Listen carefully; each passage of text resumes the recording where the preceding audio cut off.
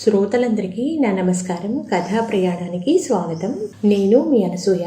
ఈ శుక్రవారం నాటి మరో మంచి కథతో మీ ముందుకొచ్చాను. కథ పేరు ఏంటంటే స్నేహితుడు. కథా రచయిత శ్రీనివాసరావు తిరుక్కోవులూరు గారు. ఈ కథ ఈనాడు ఆదివారం అనుబంధ సంచికలో మార్చి 12, 2023 సంవత్సరంలో ప్రచురితమైంది. మరి హృదయాన్ని స్పృశించే చక్కటి కథ వివరాల్లోకి వెళ్ళిపోదాము. నా ఇంట్లోనే నన్ను దోషిలా చూస్తున్నారు. నేనేదో మహా అపరాధం చేసినట్టుగా నాపై కోపంగా ఉన్నారు. వారెవరూ కాదు, నా కొడుకు కోడలు. నా భార్య 5 ఏళ్ల క్రితమే అనారోగ్యంతో కాలం చేసింది. నా కుటుంబ సభ్యులు వారిద్దరే. నేను అంత కాని పనేదో ఖచ్చితంగా చేసే ఉంటాను అని ఎవరైనా అనుకుంటారు. నా గురించి 4 ముఖల్లో చెప్పుకోవాలి అంటే నన్ను అందరూ నాయుడు మాస్టారు అని గౌరవంగా పిలుస్తుంటారు. 3.5 దశాబ్దాల పాటు స్కూల్ మాస్టర్గా ఎందరో ఉత్తమ విద్యార్థులను సమాజానికి అందించి ఉత్తమ ఉపాధ్యాయుడుగా రాష్ట్ర, జాతీయ స్థాయిలో అవార్డులు, రివార్డులే కాక ఎన్నెన్నో సన్మానాలు, సత్కారాలు అందుకున్న గౌరవప్రదమైన వ్యక్తిని. ఈ మధ్య రిటైర్ అయిన ప్రభుత్వ ఉద్యోగిని. నా వృత్తి నుండి రిటైర్ అయినా నా ప్రవృత్తికి రిటైర్మెంట్ ఎన్నడూ ప్రకటించుకోలేను. రచనా వ్యాసంగమే నాకున్న ఏకైక ప్రవృత్తి. నా రచనల వల్ల ఒకంత ఎక్కడో చిన్న మార్పు సంభవించినా నా జీవితానికి అదో సంతృప్తిని ఇస్తుంది అని నమ్ముతాను. అలాంటి నేను నా కుటుంబ సభ్యుల ముందు తలదించుకోవలసిన పరిస్థితి ఎందుకు వచ్చిందో తెలియాలి అంటే క్యాలెండర్లోని పేజీలు ఓ 6 నెలలు వెనక్కి తిప్పాల్సిందే. ఆ రోజు ఓ పేరున్న సాహితీ సంస్థ ఆధ్వర్యంలో నా 6వ కథల సంపుటి పుస్తకావిష్కరణ సభ అట్టహాసంగా జరిగిపోయింది. చివర్లో నేను వేదిక దిగి నాకు తెలిసిన సాహితీ మిత్రులతో మాట్లాడుతుండగా సార్ నమస్కారం అంటూ ఓ యువకుడు నా ఎదురుగా వచ్చి నిల్చున్నాడు.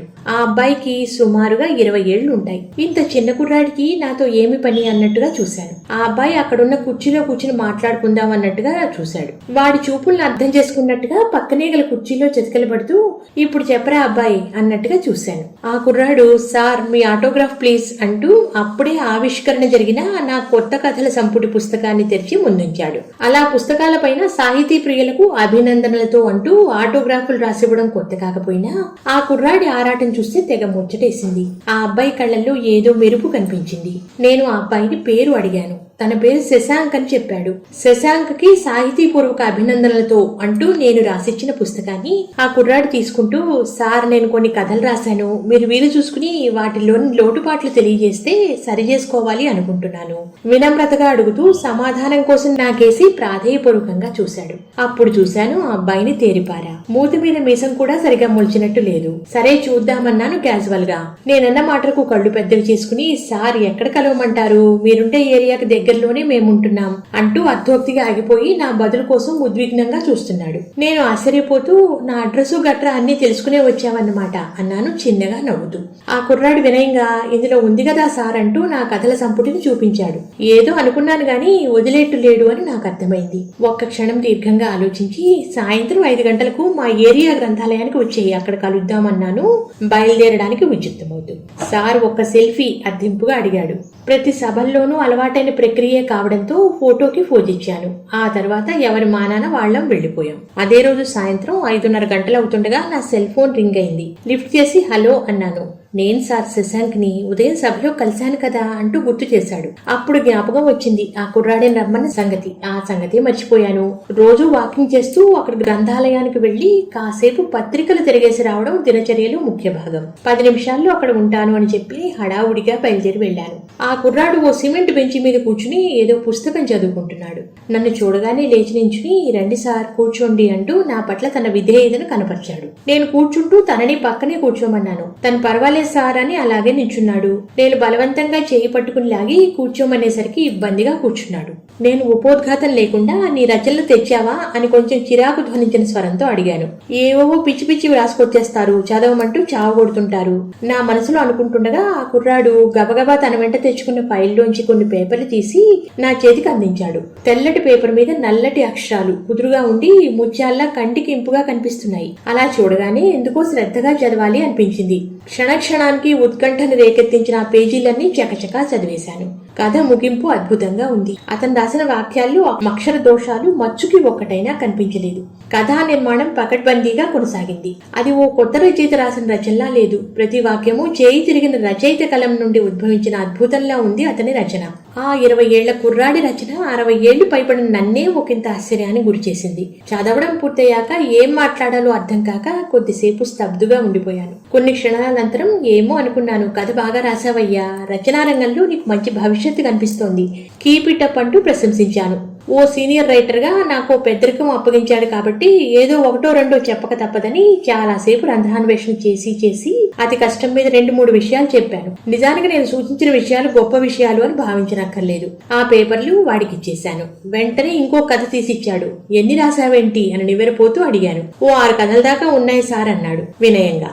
అవన్నీ ఇక్కడ చదవడం వీలు కాదు గాని ఇంటికి తీసుకెళ్లి చదువుతాను, రేపు ఇదే టైంకి ఇక్కడికే వచ్చేయి అని కుర్రాడిచ్చిన రచనలతో ఇంటికి వచ్చేశాను. ఇంటికి వచ్చిన వెంటనే ఆ కుర్రాడి రచనలన్నిటినీ ఏకబిగునా చదివేశాను. కథలన్నీ ఒకదాన్ని మించి మరొకటి ఉన్నాయి. ప్రతి రచనలోనూ పరిణతి కనిపించింది. వాడి రచనలన్నీ చదవగానే నాకు విషయం బోధపడింది. వాడు ఏదో ఒక రోజు ఖచ్చితంగా గొప్ప రచయితగా సాహితీ సామ్రాజ్యాన్ని ఏలుతాడు అని గట్టి నమ్మకం కుదిరింది.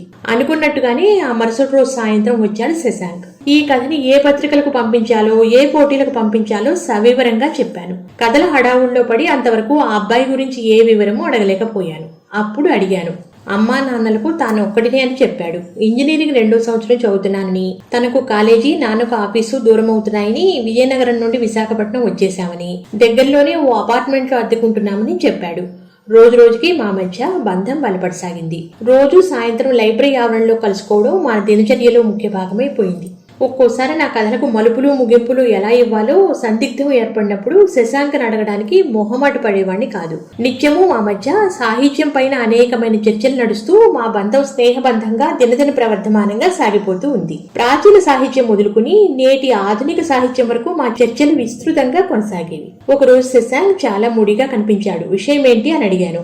సాహితీ వ్యాసంగంలో పడి చదువుకోవట్లేదని మా ఇంట్లో ఒకటే గొడవ సార్ అన్నాడు బాధగా. వాళ్ళు చెప్పింది నిజమే కదా శశాంక్, సాహిత్యమే జీవితం కాకూడదు, జీవితంలో ఒక భాగం మాత్రమే అన్నాను నేను నచ్చ చెప్తున్న ధోరణిలో. గురువు గారు, మీరు కూడా మా అమ్మ నాన్నలాగే మాట్లాడుతున్నారు. రోజు ఖచ్చితంగా 2 గంటలు నా చదువు కేటాయిస్తున్నాను చాలదా? ఇప్పటి వరకు జరిగిన అన్ని సెమిస్టర్లలోనూ ప్రథమ శ్రేణిలోనే ఉత్తీర్ణత సాధించాను అంటూ తన ఆవేదనను వ్యక్తపరిచాడు. అది సరే, ముందు సాహిత్యానికి ఎంత సమయాన్ని కేటాయిస్తున్నావో అది చెప్పు అంటూ ఆసక్తిగా అడిగాను. 8 గంటలు సార్ అంటూ చప్పున బదిలిచ్చాడు శశాంక్. అదే సంగతి, మీ వాళ్ళు గొడవ చేస్తున్నారంటే చెయ్యరు. ఆ ఇంజనీరింగ్ చదువు సమయాన్ని సాహిత్యానికి, సాహిత్యానికి ఇచ్చే గంటల్ని చదువుకి మార్చుకో. అప్పుడు ఏ గొడవ ఉండదు. ఇదే ఆచరణీయం, ఆమోదయోగ్యం, సరైన జీవన మార్గాన్ని ప్రబోధిస్తున్నట్టుగా సూచించాడు. లేదు గురువు గారు, కాలేజీకి నిద్రకి 6 గంటల చొప్పున ఆవిరైపోతున్నాయి. సాహిత్యానికి ఆ మాత్రం సమయాన్ని కేటాయించకపోతే నా మనసులో ఏదో తెలియని వెలితి. సాహిత్యాన్ని చదవడమో రాయడమో చేస్తూ ఉంటే అది మాటల్లో చెప్పలేని సాంత్వన, అంతులేని ఆనందము దొరుకుతాయి సార్. ఇదో వ్యసనమైపోయింది ఉద్వేగంగా అన్నాడు నన్ను కన్విన్స్ చేస్తున్న ధోరణిలో. సాహిత్యం పేరిట ఇక మీద వాడి విలువైన సమయాన్ని వృధా చేయకూడదని దృఢంగా నిశ్చయించుకున్నాను. నేను కావాలనే ఆ మరుసటి రోజు గ్రంథాలయానికి వెళ్లలేదు. శశాంక్ ఫోన్ చేశాడు. ఒంట్లో నలతగా ఉంది అని అబద్ధం చెప్పాను. నేను వెళ్లలేనందుకు వాడి గొంతులో బాధ స్పష్టంగా కనిపించింది. ఆ మరుసటి రోజు కలిశాం. కాసేపు సాహితీ సంగతులు మాట్లాడుకున్నాం. పోటీకి పంపించడానికి ఏదో కథ తీసుకొచ్చాడు. అది చదివి 1-2 సూచనలు చేసి బయలుదేరిపోయాను. శశాంక్ మొహంలో బాధ నాకు తెలుస్తూనే ఉంది. ఆ మరుసటి రోజు ఉదయం ఆలస్యంగా నిద్రలేచాను. బయట నా కొడుకు కోడలతో ఎవరో గొడవ పడుతున్నారు. నేను ఏంటో తెలుసుకుందామని బయటకు వచ్చాను. గొడవ చేస్తున్నది 2 భార్యాభర్తలు. వాళ్ళు నన్ను చూడగానే, ఏమయ్యా పెద్ద మనిషి, ఇది నీకు ధర్మంగా ఉందా అంటూ ఆడ మనిషి నిలదీస్తోంది. అక్కడ ఏం జరుగుతోందో నాకు అర్థం కాలేదు. అయోమయంగా నా కొడుకు కేసు చూశాను. ఆ చదువుకునే కుర్రాడితో మీకేంటి నాన్న స్నేహం? నా కొడుకు కూడా నన్ను నిలదీశాడు. అప్పుడు నాకు అర్థమైంది, గొడవ చేస్తున్న వాళ్ళిద్దరూ శశాంక్ తల్లిదండ్రులు అని. నా కొడుకు మాటలకు ఎలా బదిలివ్వాలో తెలియక కాసేపు తటపటాయించాను. నేను బాగా చదువుకోమని చెప్తున్నాను, ముందు బతుకు తెరువు తర్వాత ఏదైనా అని నిన్ననే హితవు చెప్పాను అంటూ శశాంక్ తల్లిదండ్రులకి కొడుకు కోడలికి సమాధానం చెప్పాను. చాలేవయ్యా, మాస్టర్ గా పనిచేసిన వారు ఆ మాత్రం మీకు తెలియదా? ఇలా కథలు కవితలని చదువుకునే పిల్లాడి జీవితాన్ని నాశనం చేయడం ఏమన్నా బాగుందా అంటూ శశాంక్ తల్లి నా మొహం మీది నన్ను నన్ను నిలదీసింది. నాయుడు మాస్టర్గా ఎంతో మంచి పేరున్న నేను శశాంక్ తల్లిదండ్రుల ముందు దోషులా నిలబడాల్సి వచ్చినందుకు నాకు తల కొట్టేసినంత పనైంది. నేనేమి చెప్పినా అర్థం చేసుకునే పరిస్థితిలో వాళ్ళు లేరు అని మౌనంగా ఉండిపోయాను. నా కొడుకు వారికి నచ్చ చెప్పుకుంటున్నాడు. ఇక మీదట మా నాన్నగారు మీ అబ్బాయిని ఎట్టి పరిస్థితుల్లోనూ కలవరు అని గట్టిగా మాటిచ్చి వారిని పంపించేశాడు. తర్వాత నా కొడుకు కోడలు పెంట మీదవన్నీ ఇంటి మీదకి తెస్తున్నారు. మీ సమవయస్కులతో స్నేహం చేసుకోండి అని ఈ స్కూల్ మాస్టర్కి క్లాస్ తీసుకున్నారు. మా పరిచయానికి అప్పుడే 6 నెలలు నిండిపోయాయా అనిపిస్తోంది. అయినా కానీ వాడి భవిష్యత్ దృష్ట్యా కొన్నాళ్ల పాటు గ్రంథాలయానికి వెళ్లకూడదని, శశాంక్ ని కలపకూడదని గట్టిగానే తీర్మానించుకున్నాను. ఆ రోజు సాయంత్రం నేను అనుకున్నట్టుగానే శశాంక్ కాల్ చేశాడు. నేను కావాలనే లిఫ్ట్ చేయలేదు. మళ్లీ చేశాడు. ఇక బాగోదని ఫోన్ ఎత్తి మాట్లాడాను. ఉదయం జరిగిందంతా చెప్పి అమ్మా నాన్నలు చెప్పినట్టు శ్రద్ధగా చదువుకోమని బోధపరిచాను. శశాంక్ సరేనంటూ తన తల్లిదండ్రుల తరపున నాకు క్షమాపణలు చెప్పాడు. శశాంక్ గొంతులో నిరాశ నిస్పృహలు కొట్టొచ్చినట్టు కనిపించాయి. వాడి మనసుకు కష్టంగా అనిపించినా అస్తమానం ఫోన్ చేయొద్దని సున్నితంగా చెప్పేశాను. నా మాటలకు వాడి గొంతు మూగపోయినట్టయింది. చివర్లో మళ్లీ చెప్పాను, సాహిత్యాన్ని కొన్నాళ్లు పక్కన పెట్టి క్లాస్ పుస్తకాలు బుద్ధిగా చదువుకోమని. వాడేమీ మాట్లాడలేదు. నేను ఉంటాను అని తన బదులు కోసమైనా చూడకుండా కాల్ కట్ చేసేశాను. నా మనసుకి బాధగా ఉన్నా అలా నిర్లక్ష్యంగా ఉంటేనే వాడికి మీదట నాకు కాల్ చేయడం మానేస్తాడని ఆ విధంగా ప్రవర్తించాల్సి వచ్చింది. ఆ తర్వాత 4 రోజులైనా వాడి దగ్గర నుంచి ఎటువంటి ఫోన్ కానీ మెసేజ్ కానీ రాలేదు. నా ప్రవర్తనకి బాగా నొచ్చుకున్నాడేమో అని అనిపించి చాలాసార్లు కాల్ చేద్దాం అనుకున్నా. శశాంక్ తల్లిదండ్రుల మాటలు జ్ఞప్తికి వచ్చి నన్ను నేను నియంత్రించుకున్నాను. ఆ మరుసటి రోజు ఉదయాన్నే శశాంక్ నాన్న మా ఇంటికి వచ్చాడు. నేను ఎంతగానో ఆశ్చర్యపోయాను. మనం ఏదైనా బలంగా తలుచుకుంటే అందుకు సంబంధించినది తప్పక ఎదురవుతుందని విన్నాను. అతను చాలా బేలగా వేదనగా కనిపిస్తున్నాడు. అతని కళ్ళు కాంతి విహీనంగా లోనికి చొచ్చుకుపోయి దైన్యంగా ఉన్నాడు. అతన్ని చూసి చూడగానే మీవాడు ఇప్పుడైనా బుద్ధిగా క్లాసు పుస్తకాలు చదువుకుంటున్నాడా అని అడిగాను భయంగా.